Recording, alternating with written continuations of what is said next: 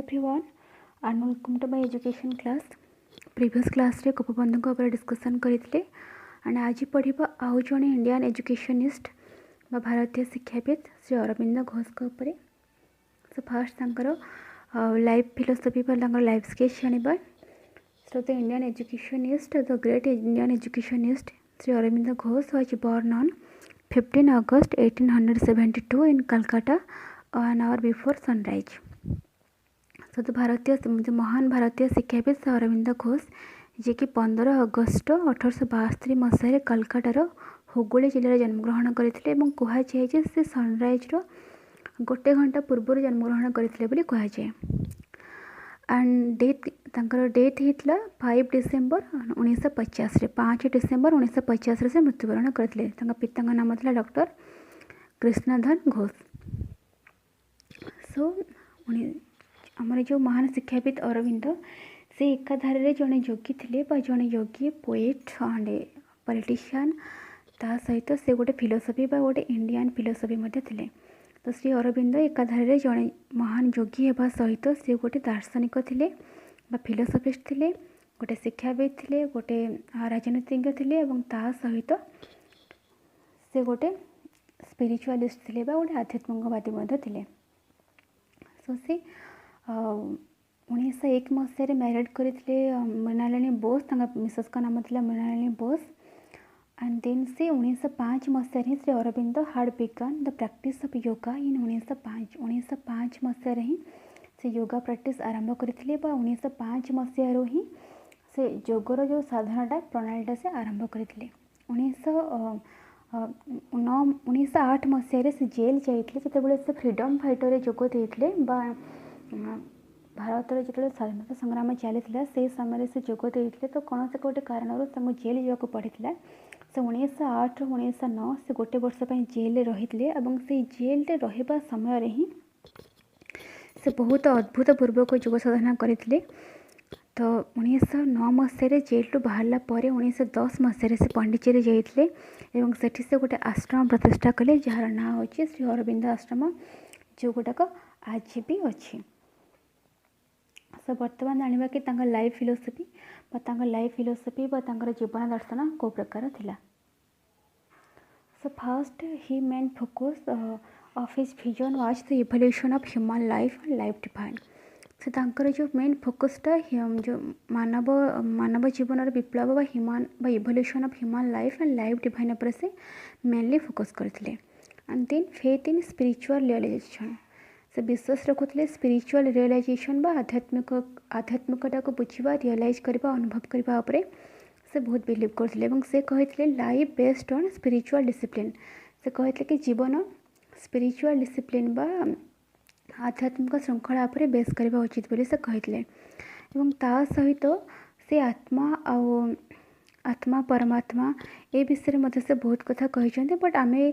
तांकर life philosophy एते discussion करबानी जेहेतु लाइफ फिलोसफी एग्जाम रे एतेटा आसेनी. सो आमे स्टार्ट करबा एजुकेशनल फिलोसफी पर. सो श्री अरविंदर शिक्षा क्षेत्र में कंट्रीब्यूशन कौन थिला बा से क्यों शिक्षा ही शिक्षा क्षेत्र को से प्रदान करते. So he Aurobindo was the founder of integral education. Aurobindo जे कि पूर्णांग शिक्षा इंटीग्रल ओडिया मीनिंग होची पूर्णांग शिक्षा. तो अरविंद पूर्णांग शिक्षा प्रतिष्ठा करते. पूर्णांग शिक्षा कहले कौन बुझ ना जो मनीष को पूर्ण रूप से गढ़ी तोड़े साहाय्य करे ताहाको पूर्णांग शिक्षा बोली कहुए. सो तांका मतरे जदि गोटे शिक्षा मनीष को पूर्ण रूप से गढ़ी तोड़े साहाय्य करे. पूर्ण रूप अर्थ हो कि शारीरिक मानसिक प्राणिक आध्यात्मिक एक से पूर्ण रूप बोली कहते. सो जो शिक्षा मनीष को पूर्ण रूप से गढ़ी तोड़े साहाय्य करे तो से शिक्षा को पूर्णांग शिक्षा कहुए द्वारा मनीषर शिक्षाटा पूर्ण हुए अपूर्ण रुहे बोली से कहते. से से पूर्णांग शिक्षा प्रतिष्ठा करते इंटीग्रल एजुकेशन बोली कहुए.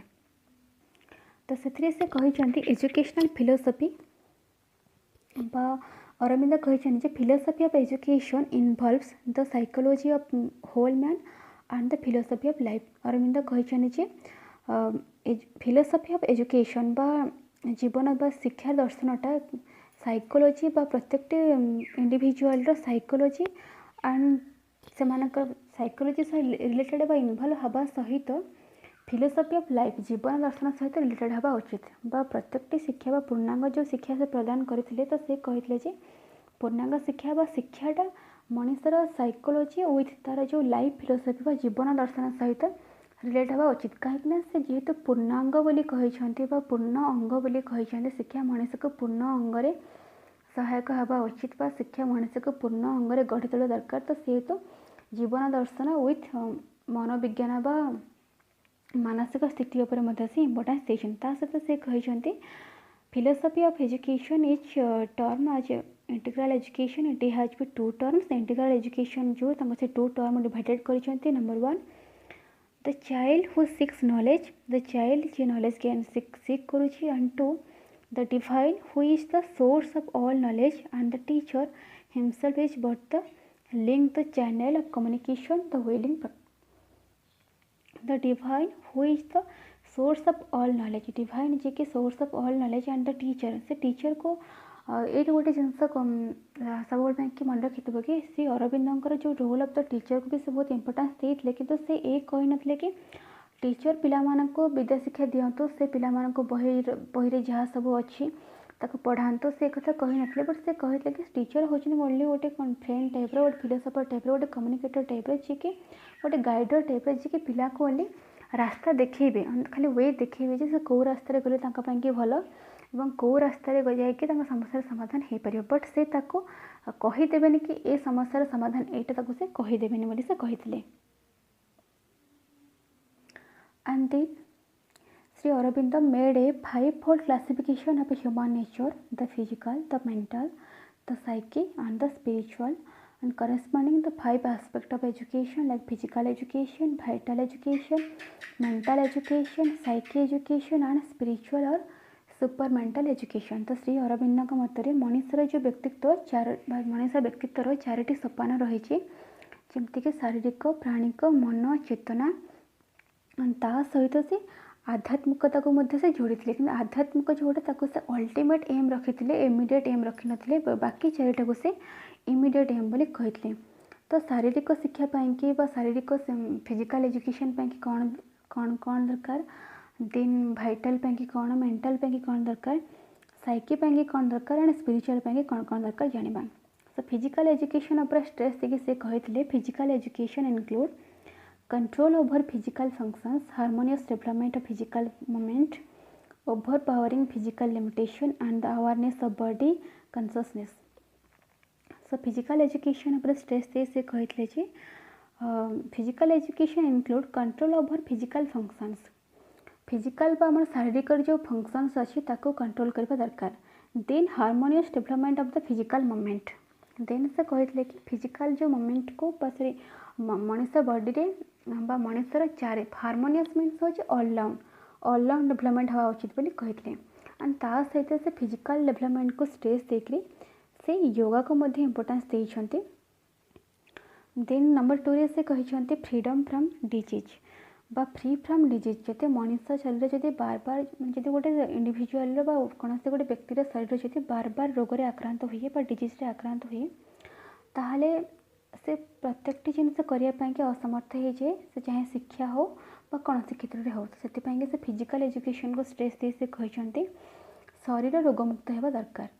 Okay then discipline discipline self discipline को सहित स्पिरिचुअल डिसिप्लिन को इम्पोर्टेंस देते तो शारीरिक आम जो फिजिकल एजुकेशन अच्छे तो से डिसिप्लिन को इम्पोर्टेंस देते and number 2 vital education vital education से कौन कौन भाइटल मीन्स प्राण हम ये प्राणिक शिक्षा so vital education was the most important point in integral education so Aurobindo called the vital being of man the life nature made of desires sensation feelings passions reaction of the desire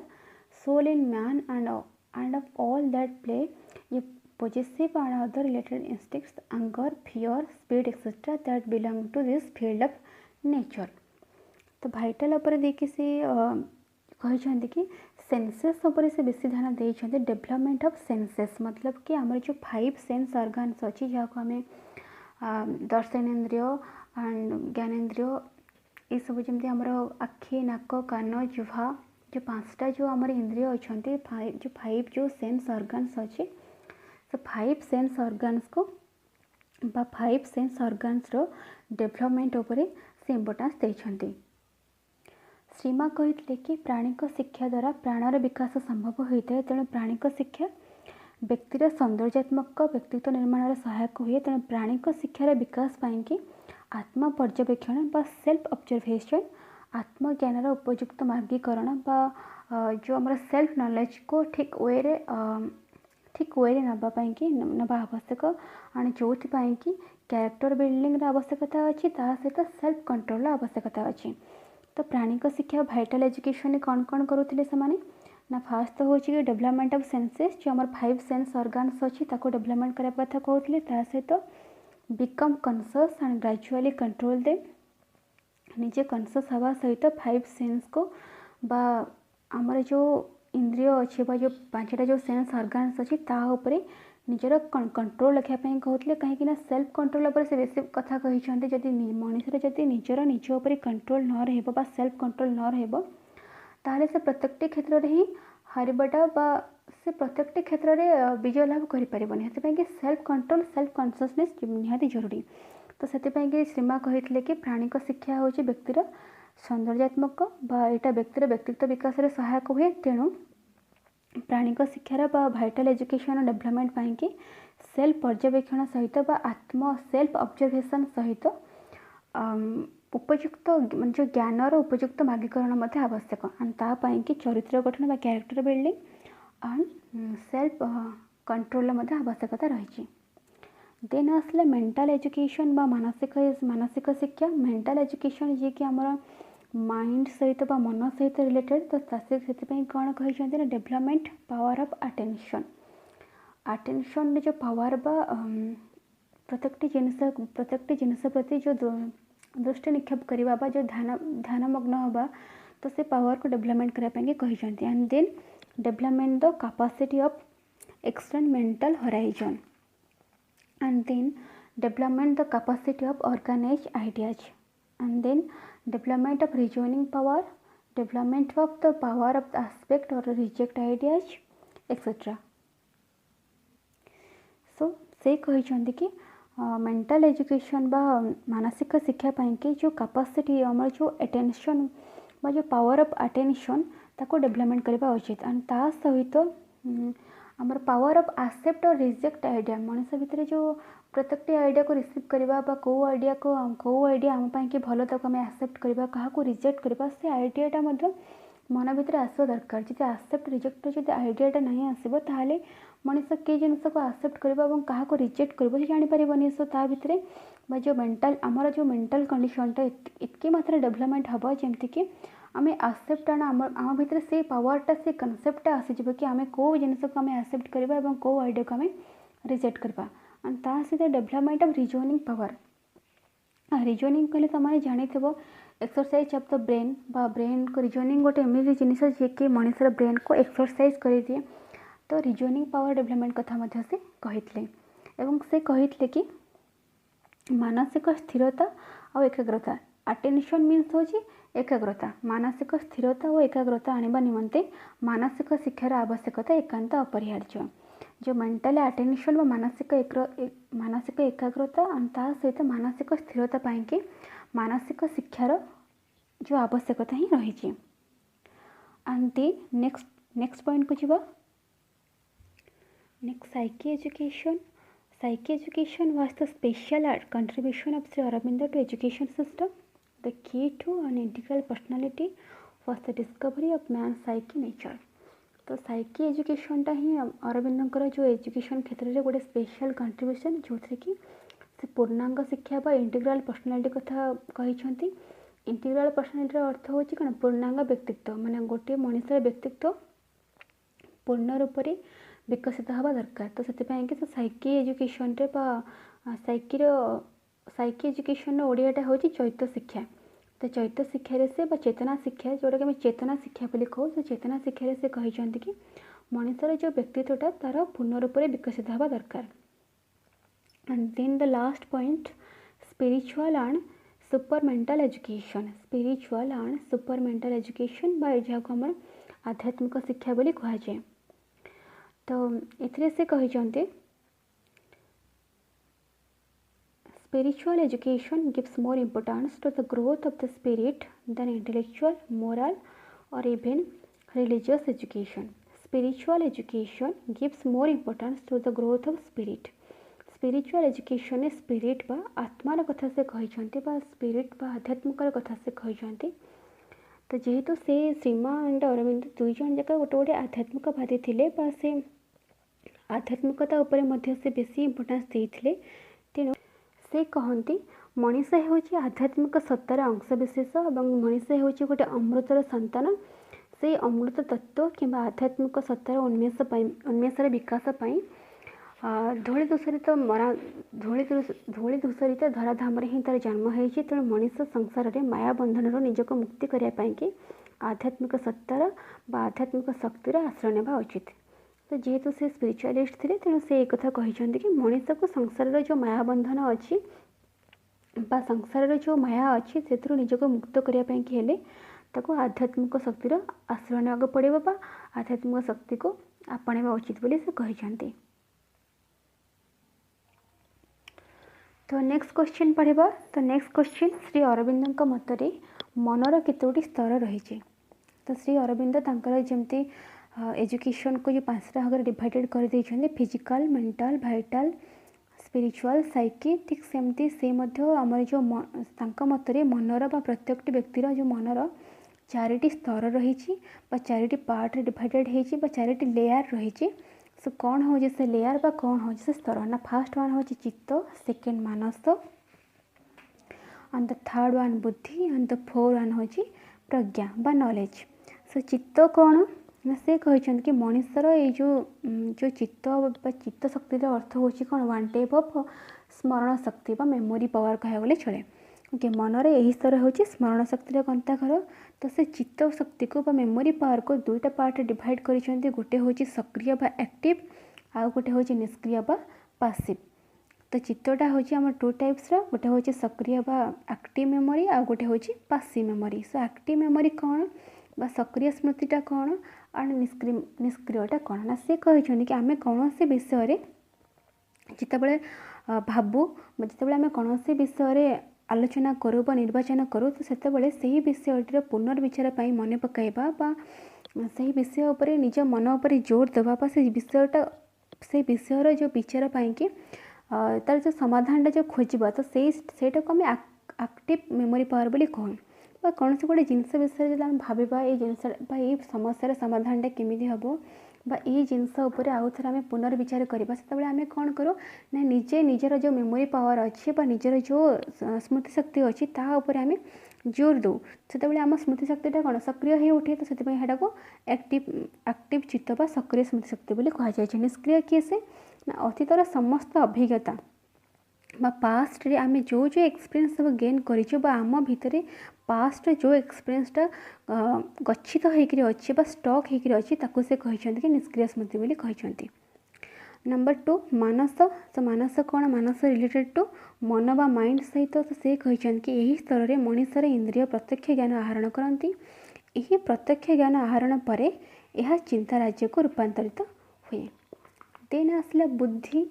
number 3 stage. तो सेठी से कहते कि मनुष्यर चिंता एवं अर्जित ज्ञान यही स्तर में गच्छित हो रहे बा बुद्धि बा जो इंटेलेक्ट जहाँ को आम कहे इंटेलेक्चुअल। तो ये इंटेलेक्ट कौन ना मनुष्यर जहाँ थिंकिंग बा मनुष्यर प्रत्येक बा जो नॉलेज मनुष्यर अच्छी से सब आमर कौ स्तर रुहे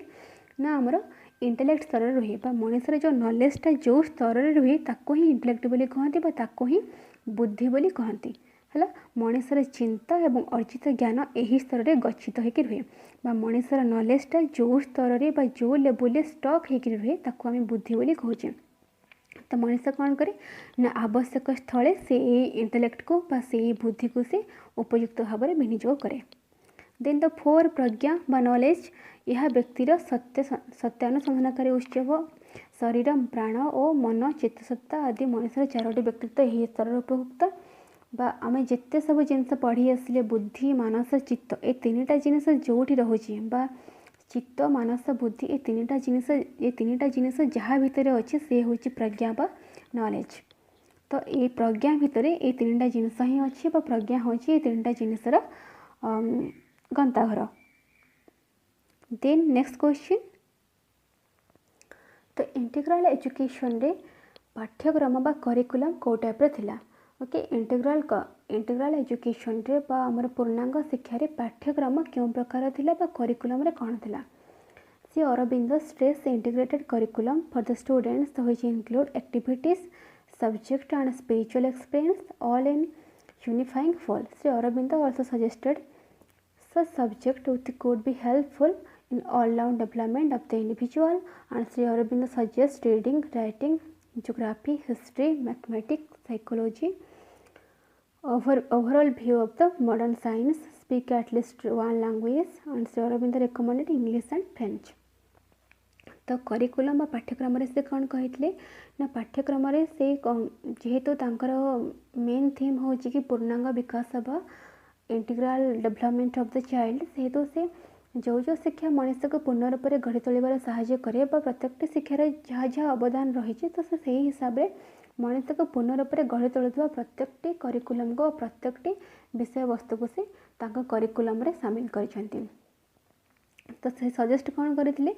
ना which could be helpful in all round development, जो शिक्षा बा जो जिनिस मनुष्य को पूर्ण भाव में समग्र रूप से सामग्रिक विकास कर साहाय्य करे। से से रीडिंग को सजेस्ट करते पढ़ा, देन राइटिंग को लिखा, ता सहित जोग्राफी अर्थ आम जोग्राफी जेहेतु भूगोल आमर नेचर सहित रिलेटेड एंड अरविंद भी गोटे नेचुरालिस्ट भी थे तो से जोग्राफी को से सामिल करते। देन हिस्ट्री पढ़ गोटे पिला हिस्ट्री भी पढ़, पास्ट इवेंट को जानापी कि मैथमेटिक्स पढ़, गणना संख्या जानापी कि psychology, overall view of modern science जो आधुनिक विज्ञान से ओवरऑल व्यू जान एंड ता सहित एटलिस्ट गोटे लैंग्वेज बा गोटे भाषा से जानवा दरकार बोली से कहते। एंड ता सहित श्री अरविंद रेकमेंड करते इंग्लिश और फ्रेंच लैंग्वेज को। तो यहाँ गोटे इम्पोर्टेंट क्वेश्चन जे क्यों शिक्षाविद उभय इंग्लिश एंड फ्रेंच लैंग्वेज को रेकमेंड करते। तो अरविंद ही वन एजुकेशनिस्ट जे कि वन लैंग्वेज एटलिस्ट पिला माने वन लैंग्वेज कहवा शिखतु जानतु ताको कहवा सहित से इंग्लिश और फ्रेंच लैंग्वेज उपर इम्पोर्टेंस देते। Then next question, methods of teaching. तो अरविंदर पूर्णांग शिक्षा जो शिक्षादान पद्धति क्यों प्रकार थिला। अरविंद एक्टिविटी मेथड को बेसी इंपोर्टेंस देते। एक्टिविटी मेथड मीन्स है कार्य माध्यम शिक्षा, जोटा कि आमर एम.के. गांधी भी कहते, तापर गोपबंधु भी कहते। तो पिला कार्य माध्यम शिखवा, ता सहित से ऑब्जर्वेशन बा पर्यवेक्षण को मध्य से इंपोर्टेंस देछन। कहीं ना से कहते कि जो गोटे पिला पर्यवेक्षण करुच्ची तो सेठी तार जो चित्त मानस बुद्धि प्रज्ञा ये सब जिन रिलेट हो सहित आम फिजिकल मेंटल वाइटल, तो से कि सी ऑब्जर्वेशन को पर्यवेक्षण को से इंपोर्टेंस देते। देन सेल्फ डिस्कवरी, निजे किसी आविष्कार करवा नुआ कर किसी आविष्कार करवा, जिते गोटे पिला निजे किसी आविष्कार करने की चाहिए निजे किसी आविष्कार कर तार निजर गोटे इनोवेटिव पावर बा गोटे इनोवेटिव आउटलुक डेवलपमेंट हम। देन डिस्कसन मेथड पर कौन गोटे टॉपिक पर डिस्कसन कले उभय टीचर एंड स्टूडेंट्स उभय कौन एक्टिव रुहंती से डिस्कसन मेथड पर भी इंपोर्टेंस देते। देन लर्निंग बाय डूइंग, कार्य माध्यम शिक्षा बा किछि शिखा सहित किछि करबा। Then learning by self experience, निज बा निजे जो एक्सपीरियंस गेन कर निज एक्सपीरियंस रू निज अनुभूति शिखापी के से इंपोर्टेंस देते। Then role of the teacher, तो से समय टीचर मान रोलटा को टाइप थिला। Shri Aurobindo has given a very respectable and very responsible job for the teacher because in his system activity more on the part of the people was needed. So the teacher should be careful enough to observe the working of the student minutely so that he could guide those students who are going on working track. Sri Aurobindo suggested that he should not teach but suggest organize their work and show them the direction to responsibility and to help them to find out inner guidance. Sri Aurobindo discarded the punishment and the stimulation of fear. मु पूर्वर भी कही Shri Arvind suggest कौन करते ना Shri Aurobindo suggested that he should not teach but suggest से शिक्षक जी बा शिक्षक बा से गुरु को से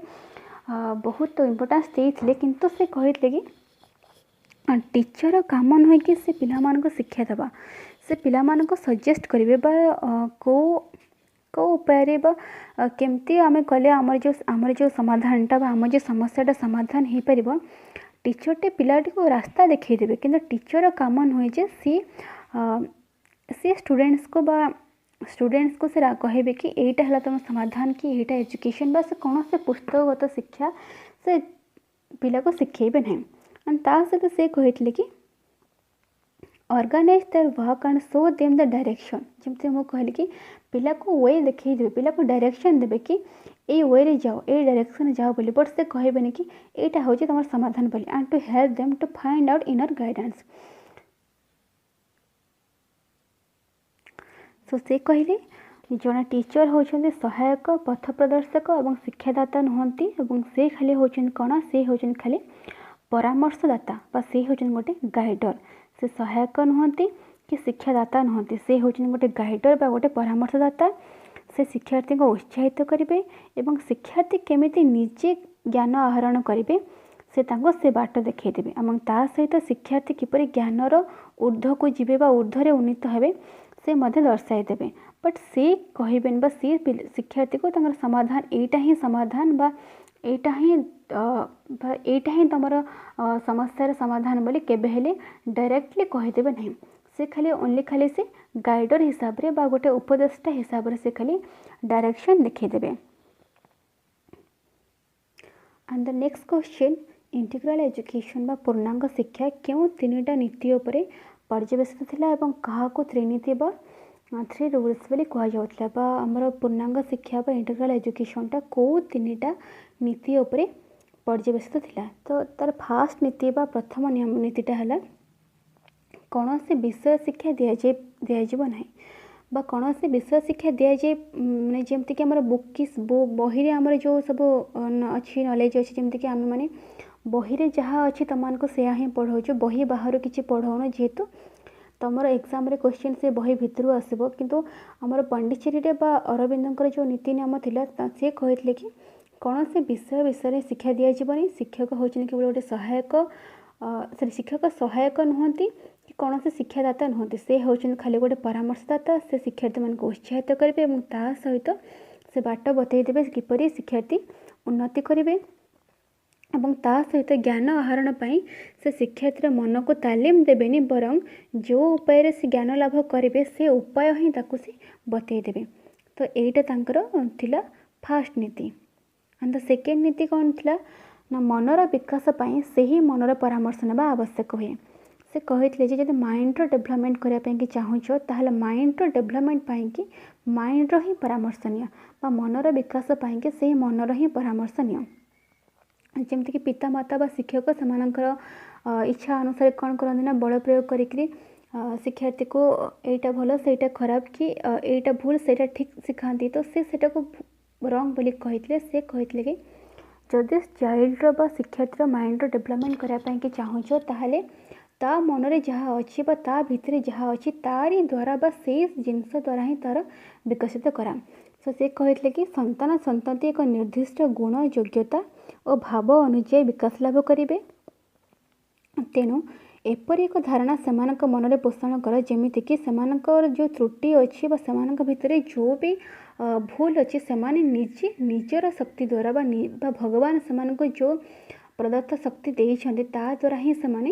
से समस्यार समाधान करेंगे एवं निज शक्ति द्वारा ही से भूलटा को निहत करेंगे नंबर 3 से कौन जो नीति से कौन कहते